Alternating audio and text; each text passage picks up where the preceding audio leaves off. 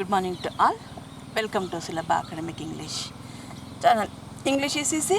I am Nagmani, Assistant Professor of English, Department of Technical and Collegiate and Technical Education. In today's class, I am going to explain the usage of negatives and affirmatives. So, affirmative sentences prescribed by the University of Mysore to the first year BA, BSc, BCom, BBA, CBCS course 2020-21 second semester.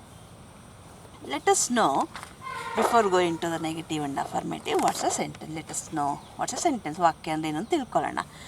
ಏನು ವಾಕ್ಯ ಅಂದರೆ sentence is A group of words, ಪದಗಳ ಗುಂಪು. Arrange in a way, ಯಾವ್ಯಾವ ಪದಗಳನ್ನ ತಂದು ಒಂದು ಗುಂಪು ಮಾಡಿದ್ರೆ ಅದು ಸೆಂಟೆನ್ಸ್ ಆಗಲ್ಲ. It's arrange in a way to give correct and complete meaning. ಪೂರ್ತಿ ಅರ್ಥ ಕೊಡಬೇಕು, ಅದು ಕರೆಕ್ಟಾಗಿ ಅರ್ಥ ಕೊಡಬೇಕು, ಸರಿಯಾಗಿ ಅರ್ಥ ಕೊಡಬೇಕು, ಕಂಪ್ಲೀಟ್ ಪೂರ್ತಿ ಅರ್ಥ ಕೊಡಬೇಕು. ಈಗ ಐ ಅದೊಂದು ಪದ. ಐ ಟುಮಾರೋ, ಮೀಟಿಂಗ್, ಗೋ, ಇಷ್ಟೇ ಗ್ರೂಪ್ ಆಫ್ ವರ್ಡ್ಸ್. ಆ ಸೆಂಟೆನ್ಸ್ ಆಗಿಲ್ಲ, ಯಾಕೆ ಅದು ಕರೆಕ್ಟ್ ಮೀನಿಂಗ್ ಕೊಡ್ತಿಲ್ಲ. It's only group of words. I go meeting, I go to meeting correct ಇದೆ. ಐ ಗೋ ಟು ಮೀಟಿಂಗ್ ಅದೇನು ಕೊಡ್ತಿಲ್ಲ, ಕಂಪ್ಲೀಟ್ ಮೀನಿಂಗ್ ಕೊಡ್ತಿಲ್ಲ. I go to attend the meeting tomorrow at 10 o'clock. ನೋಡಿ, ಈಗ ಅದು group of words complete meaning ಕೊಡುತ್ತೆ, correct and complete meaning ಕೊಡುತ್ತೆ. So example, delta plus is a new virus. V are not totally safe. Colleges reopen on 26 July 2021. Are you a student of this college? Question ಇಲ್ಲ madam, question is also a sentence. Types of sentence. ಸೆಂಟೆನ್ಸಲ್ಲಿ ವಿಧಗಳು ತಗೊಂಡಾಗ ಅಲ್ಲಿ ಬೇರೆ ಇದೆ. ಏನು, simple sentence, compound sentence, complex sentence, ಅದು ಬೇರೆ. ಇಲ್ಲಿ ನೋಡೋಣ, ಈ ಸೆಂಟೆನ್ಸ್ನ ಡಿವಿಷನ್ಸ್ ಅಂತ ನಾವು ಕರಿಬೋದು. ಇದನ್ನು ಡಿವಿಷನ್ಸ್ ಆಫ್ ಸೆಂಟೆನ್ಸ್ ಅಂತಲೇ ಕರಿಬೋದು. Statements, interrogatives, exclamatory sentences, orders, request. Kinds of sentences, ಅವುಗಳಲ್ಲಿ ಮತ್ತೆ ವಿಧಗಳು. ಅಫರ್ಮೇಟಿವ್ ಸೆಂಟೆನ್ಸ್, ಅಫರ್ಮೇಟಿವ್ ಅಂದರೆ ಸಕಾರಾತ್ಮಕ ವಾಕ್ಯಗಳು, ಹೌದು ಅಂತ ಹೇಳೋದು. ಏನು ಅಫರ್ಮೇಟಿವ್ ಸೆಂಟೆನ್ಸ್ ಏನು ಮಾಡುತ್ತೆ? It asserts, states ideas or thoughts or opinions in a positive way. Positive ಅಂತಂದರೆ ಒಂದು ಸಕಾರಾತ್ಮಕ ರೀತಿಯಲ್ಲಿ ಆಲೋಚನೆಗಳನ್ನು, ಐಡಿಯಾಗಳನ್ನು, ವಿಚಾರಗಳನ್ನು, ಅಭಿಪ್ರಾಯಗಳನ್ನು ಹೇಳುವಂಥ ವಾಕ್ಯಗಳನ್ನು ಸಕಾರಾತ್ಮಕ ವಾಕ್ಯಗಳು ಅಂತೀವಿ.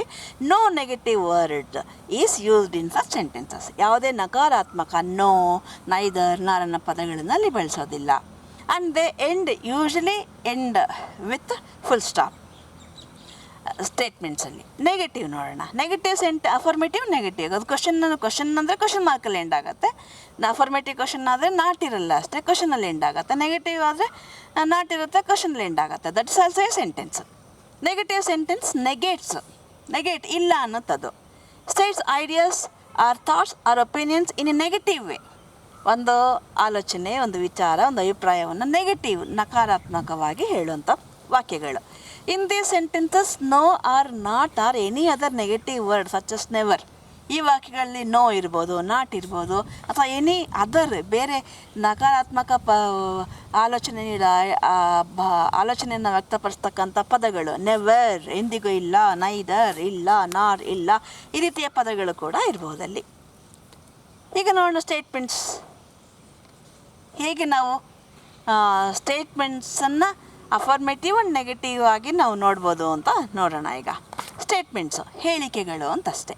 Any sentence with subject verb or subject verb object which ends with a full stop is known as statement. Statement ಅಂದರೆ ಏನೀಗ ವಾಕ್ಯ ಅಂದರೆ ಏನಂತ ತಿಳ್ಕೊಂಡ್ವಿ. ವಾಕ್ಯದಲ್ಲಿ ಅಫರ್ಮೇಟಿವ್ ಸೆಂಟೆನ್ಸ್ ಇದೆ, ನೆಗೆಟಿವ್ ಸೆಂಟೆನ್ಸ್ ಇದೆ ಅಂತ ತಿಳ್ಕೊಂಡ್ವಿ. ವಾಕ್ಯದ ಡಿವಿಷನ್ಸಲ್ಲಿ ಮೊದಲನೇ ಡಿವಿಷನ್ ಯಾವುದು? ಸ್ಟೇಟ್ಮೆಂಟ್ ತಗೊಳ್ತೀನಿ. ಸ್ಟೇಟ್ಮೆಂಟಲ್ಲಿ ಏನಿರುತ್ತೆ? Subject, doer of the action, verb ಇರುತ್ತೆ, ಅಥವಾ subject verb object. Verb object ಸೇರಿ ನಾವು ಸಬ್ಜೆಕ್ಟ್ ಪ್ಲಸ್ ಪ್ರೆಡಿಕೇಟ್ ಅಂತಲೂ ಕರಿತೀವಿ. ವಾಕ್ಯನ ಸಬ್ಜೆಕ್ಟ್ ಪ್ಲಸ್ ಪ್ರೆಡಿಕೇಟ್ ಅಂತ ಡಿವೈಡ್ ಮಾಡಿ, ಆಮೇಲೆ ನಾವೇನು ಮಾಡ್ತೀವಿ, ಈ ಪ್ರೆಡಿಕೇಟಲ್ಲಿ subject plus verb plus object. ಈ ಸಬ್ಜೆಕ್ಟ್ ವರ್ಬ್ ಈ ಪಾರ್ಟ್ ಸೇರಿನೇ ಇಲ್ಲಿ ಇನ್ನೂ ಬರುತ್ತೆ. ಆಬ್ಜೆಕ್ಟ್ ಕಾಂಪ್ಲಿಮೆಂಟ್, ಸಬ್ಜೆಕ್ಟ್ ಕಾಂಪ್ಲಿಮೆಂಟ್ ಈ ಥರ ಎಲ್ಲ ಬರುತ್ತೆ. ಅದು ಬೇಡ ನಮಗೆ. ಒಟ್ಟು ಈ ಪಾರ್ಟನ್ನು ಸಬ್ಜೆಕ್ಟನ್ನು ಹೊರತುಪಡಿಸಿ ವಾಕ್ಯದ ಉಳಿದ ಭಾಗವನ್ನು ಪ್ರೆಡಿಕೇಟ್ ಅಂತ ನಾವು ಕರಿತೀವಿ ಇಂಗ್ಲೀಷಲ್ಲಿ. So subject verb object. It ends with full stop. Usually it states an idea or opinion or thought. ಸಾಮಾನ್ಯವಾಗಿ ಸ್ಟೇಟ್ಮೆಂಟು ಒಂದು ಐಡಿಯಾ, ಒಂದು ಯಾವುದೋ ಒಂದು ಆಲೋಚನೆ, ಒಂದು ಅಭಿಪ್ರಾಯ, ಒಂದು ವಿಚಾರವನ್ನು ಹೇಳುತ್ತೆ. ಅದು ನೆಗೆಟಿವ್ ಆಗಾರು ಹೇಳ್ಬೋದು, ಅಫರ್ಮೇಟಿವ್ ಆಗಾರು ಹೇಳ್ಬೋದು. Example, you are my students. ನೀವು ನನ್ನ ವಿದ್ಯಾರ್ಥಿಗಳು. He is an honest man. ಆತ ಒಬ್ಬ ಪ್ರಾಮಾಣಿಕ ವ್ಯಕ್ತಿ. They cannot attend all the classes. ಅವರೆಲ್ಲ ತರಗತಿಗಳನ್ನು ಅಟೆಂಡ್ ಮಾಡೋಕ್ಕಾಗಲಿಲ್ಲ. You are not punctual. ನೀವು ಸಮಯ ಪ್ರಜ್ಞೆಯನ್ನು ಪಾಲಿಸ್ತಾ ಇಲ್ಲ. Interrogative sentences. A sentence which is use to ask seek information or yes or no as answer. ಯಾವುದಾದ್ರೂ ಒಂದು ಮಾಹಿತಿಯನ್ನು ಪಡೀಲಿಕ್ಕೆ ಅಥವಾ ಹೌದು ಅಥವಾ ಇಲ್ಲ ಅನ್ನುವ ಉತ್ತರವನ್ನು ಪಡೀಲಿಕ್ಕೆ ಕೇಳುವಂಥ ವಾಕ್ಯಗಳನ್ನು ಇಂಟ್ರಾಗೇಟಿವ್ ಅಂತೀವಿ, ಪ್ರಶ್ನೆಗಳು ಅಂತ ಕರಿತೀವಿ. There are 2 types of questions. 2 ರೀತಿಯ ಇಂಟ್ರಾಗೇಟಿವ್ಸ್ ಇದ್ದಾವೆ, ಪ್ರಶ್ನೆಗಳಿದ್ದಾವೆ. WH or informative questions are asked to seek information. WH questions ಅಂತ ಕರಿತೀವಿ ಅಥವಾ ಇನ್ಫಾರ್ಮೇಟಿವ್ ಕ್ವೆಶನ್ಸ್ ಅಂತ ಕರಿತೀವಿ. ಅವುಗಳೇನೇ ಕೇಳ್ತೀವಿ? ಟು ಸೀಕ್ ಇನ್ಫಾರ್ಮೇಷನ್, ಮಾಹಿತಿಯನ್ನು ಪಡೀಲಿಕ್ಕೆ. ಎಸ್ ಆರ್ ನೋ ಕ್ವೆಶನ್ಸ್, ಹೌದು ಅಥವಾ ಇಲ್ಲ ಪ್ರಶ್ನೆಗಳು. To get yes or no as answer. Example, where are you going? ಎಲ್ಲಿಗೆ ಹೋಗ್ತಾ ಇದೆಯಾ? Why have you not gone to college? ಯಾಕೆ ಕಾಲೇಜಿಗೆ ಹೋಗಿಲ್ಲ? Is a your friend? ಆತ ನಿನ್ನ ಸ್ನೇಹಿತನಾ? Next, orders. ಇದು ಒಂದು ರೀತಿಯ ವಾಕ್ಯ, ಆಜ್ಞೆಗಳು, ಕಮಾಂಡ್ಸ್ ಅಂತ ಕರಿತೀವಿ. ಆ sentences which are use to command, ಆಜ್ಞೆಯನ್ನು ಸೂಚಿಸಲಿಕ್ಕಾಗಿ, ಆಜ್ಞೆ ಮಾಡಲಿಕ್ಕಾಗಿ ಬಳಸುವಂಥ ವಾಕ್ಯಗಳು. They begin with verbs. ಇದು ನೆನ್ಪಿಟ್ಕೊಳ್ಳಿ, ಆಜ್ಞೆಗಳು ಯಾವಾಗಲೂ ಕೂಡ ಕ್ರಿಯಾಪದದೊಂದಿಗೆ ಶುರುವಾಗ್ತವೆ. ಎಕ್ಸಾಂಪಲ್, ಕಮ್ ಹಿಯರ್, ಬೈಲಿ. ನೋಡಿ, ಕಮ್ ಅನ್ನೋದು ಪದ. You come here, statement. Come here, ಬೈಲಿ. Do not come here, negative. ಬರಬೇಡ ಇಲ್ಲಿಗೆ. You do not come here, statement. Do not come here begins with verb, ಇಲ್ಲಿ ಬರಬೇಡ. ರಿಕ್ವೆಸ್ಟ್, ಕೋರಿಕೆಗಳು. Are sentences which express request, ಕೋರಿಕೆಯನ್ನು ಹೇಳುವಂಥ ವಾಕ್ಯಗಳು. Usually the words of request such as please, please come here, please do not come here, request. Plead, ಈ ಥರ ಪದಗಳು. ಅಥವಾ can, informal request. Can you help me? Would you help me? May come in, formal request, ಅಪ್ಪಣೆ ಪಡೀಲಿಕ್ಕೆ. Use in those sentences. Please help her to learn. He pleaded them for money. Can you give me your notes? Would you visit my parents? She requested to listen to her. Exclamations are statements which are used to express strong feelings such as anger, surprise, grief, emotions, strong emotions. Oh, it's excellent! Exclamation. Alas, she's no more.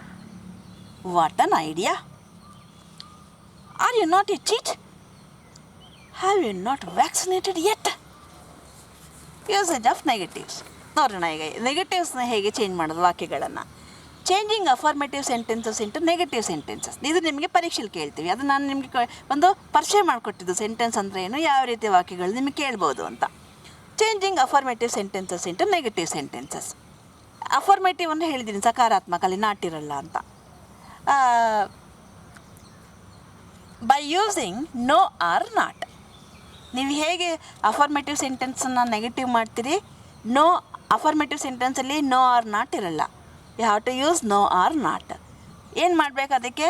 First identify the verbs in the sentence. ವಾಕ್ಯದಲ್ಲಿ ಇರ್ತಕ್ಕಂಥ ವರ್ಬನ್ನು identify ಮಾಡಿ. Helping verbs ನೋಡಿ ಯಾವುದಿದೆ, main verbs ನೋಡಿ ಯಾವುದಿದೆ. Identify the tense of the ವರ್ಬ್ನ ಕಾಲ ನೋಡಿ. If the main verb is in s form, s ಫಾರ್ಮಲ್ಲಿದ್ರೆ ಡಸ್ ನಾಟ್ ಯೂಸ್ ಮಾಡಬೇಕು, ಎಸ್ ರಿಮೂವ್ ಮಾಡಬೇಕು, ಪ್ರೆಸೆಂಟ್ ಫಾರ್ಮನ್ನು ವರ್ಬನ್ನು ಬಳಸಬೇಕು. ಎಕ್ಸಾಂಪಲ್, ಶಿ ಕಮ್ಸ್ ನಾವು ನೋಡಿ, ಇದು ಅಫರ್ಮೇಟಿವ್, ಈಗ ಅವಳು ಬರ್ತಾಳೆ. ನೆಗೆಟಿವ್ ಮಾಡಿದ್ರೆ ಶಿ ಡಸ್ ನಾಟ್ ಕಮ್ ನಾವು ನೋಡಿ, ಎಸ್ ಫಾರ್ಮ್, ಎಸ್ ಇದೆ ಇಲ್ಲಿ, ಎಸ್ನ ರಿಮೂವ್ ಮಾಡಿ, ಇಲ್ಲಿ s presents does. She does not, negative ಮಾಡಬೇಕಿತ್ತು, ಡಸ್ನ ಎಸ್ ಬದಲಾಗಿ ಡಸ್ ನಾಟ್ ಬಳಸಿದೆ. ಕಮ್, ಎಸ್ ರಿಮೂವ್ ಮಾಡಿದ್ರೆ ಡಸ್ ರಿಮೂವ್ ಮಾಡಿದ್ದೀರಿ, ಇಲ್ಲಿ ಕಮ್ ಉಳಿದು. ಶಿ ಡಸ್ ನಾಟ್ ಕಮ್ ನಾವು. He walks every day, s form, he does not walk every day. If the main verb is in the present ಫಾರ್ಮಲ್ಲಿತ್ತು, s form ಇಲ್ಲಪ್ಪ, present ಫಾರ್ಮಲ್ಲಿದೆ ಅಂದ್ಕೊಳ್ಳಿ. ಇದು ನೀವು ಕಳೆದ ಸೆಮಿಸ್ಟ್ರಲ್ಲಿ ಟೆನ್ಸ್ ಅಂದ್ರೇನು, ವರ್ಬ್ ಅಂದ್ರೇನು ಎಲ್ಲ ವಿವರಣೆ ಕೊಟ್ಟಿದ್ದೀನಿ ನಾನು. Do not is used with the main verb. For example, main verb will be in the present form. ನೀವು they attend all the classes, ಅವರೆಲ್ಲ ತರಗತಿಗಳಿಗೂ ಹಾಜರಾಗ್ತಾರೆ. They do not attend all the classes, ಹಾಜರಾಗುವುದಿಲ್ಲ. ಇಲ್ಲಿ ಪ್ರೆಸೆಂಟ್ ಟೆನ್ಸ್ ಇದ್ದರಿಂದ do not ಬಳಸಿದ್ರಿ ಅಷ್ಟೇ. We ask you questions, ಪ್ರಶ್ನೆಗಳನ್ನು ಕೇಳುತ್ತೇವೆ. We do not ask you questions. I engage your class ನಾವು. I do not engage your class ನಾವು. ನಿಮ್ಮ ತರಗತಿಯನ್ನು ತೆಗೆದುಕೊಳ್ಳುತ್ತೇನೆ, ತರಗತಿಯನ್ನು ತೆಗೆದುಕೊಳ್ಳೋದಿಲ್ಲ. If the main verb is in the past ಫಾರ್ಮಲ್ಲಿದ್ದಾಗ ಆಗೇನು ಮಾಡ್ತೀರಿ? Did not should be used and the given main verb should be return in present form. We met him yesterday, ನೋಡಿ ಪಾಸ್ಟ್ ಫಾರ್ಮಲ್ಲಿದೆ ಮುಖ್ಯ ಕ್ರಿಯಾಪದ. ವಿ ಡಿಡ್ ನಾಟ್ ಮೀಟ್, ನೋಡಿ did not remove ಮಾಡಿದ್ವಿ, ಅಲ್ಲಿ ಮೀಟ್ ಬಂತು. Did plus meet is equal to met. They paid the fee, they did not pay the fee. The sentences with only helping verbs. ಈಗ ಇದೆ ಈ ಥರ ಇದ್ದಾಗ ನಿಮಗೆ ಇದು ಹೇಳ್ಕೊಡಿ. ಓನ್ಲಿ ಹೆಲ್ಪಿಂಗ್ ವರ್ಬ್ಸ್ ಇದ್ರೆ ಏನು ಮಾಡ್ತೀರಾ? Not is added with the helping verbs ಅಷ್ಟೇ. She is an engineer, she is not an engineer. ಅವಳು ಇಂಜಿನಿಯರ್ ಅಲ್ಲ. They are reading newspaper, they are not reading newspaper. I am a soldier, I am not a soldier. We are corona warriors, we are not corona warriors. He was my classmate, he was not my classmate. They were growing millet, they were not growing millet. You have English class today, you do not have, ನೋಡಿ have ಬಂದಾಗ do not ಬರುತ್ತೆ. You do not have English class today. She has been vaccinated, she has not been vaccinated. He had lost his job, he had not lost his job. You can take the exam, you cannot take the exam. He may help you, he may not help you. She will go abroad, she will not go abroad. You should watch this, you should not watch this. You could pass the exam, he could not pass the exam. You must bring money, you must not bring money. ಇದು affirmative sentence negative ಮಾಡಿದ್ವಿ. ಈಗ if you are given negative sentences, you have to do change them into affirmative sentences. ನಕಾರಾತ್ಮಕಕ್ಕೆ ಕೊಟ್ಟಾಗ ಸಕಾರಾತ್ಮಕವಾಗಿ ಮಾಡಬೇಕು. ಹೇಗೆ ಮಾಡ್ತೀರಿ? Not ತೆಗೆದಾಕಿ ಅಷ್ಟೇ, ಸೇಮ್ ಪ್ರೊಸೀಜರ್. ವರ್ಬ್ ಅಲ್ಲಿ ನಾಟ್ ಯಾವುದಿದೆ ನೋಡಿ, ಡಸ್ ಇದೆಯಾ, ಡಿಡ್ ಇದೆಯಾ, ಡೂ ಇದೆಯಾ, ಅದು ನಿಮ್ಗೆ ಇದೊಂದೇ ಕಷ್ಟವಾಗಿರೋ ಭಾಗ. ಇನ್ನು ಉಳಿದಿದ್ದೆಲ್ಲ ನೀವು ಮಾಡಿಬಿಡ್ತೀರಾ. ಉಳಿದ ಕ್ರಿಯಾಪದಗಳ ಜೊತೆಗೆ ನೀವು ಈಸಿಯಾಗಿ ಮಾಡ್ತೀರಾ.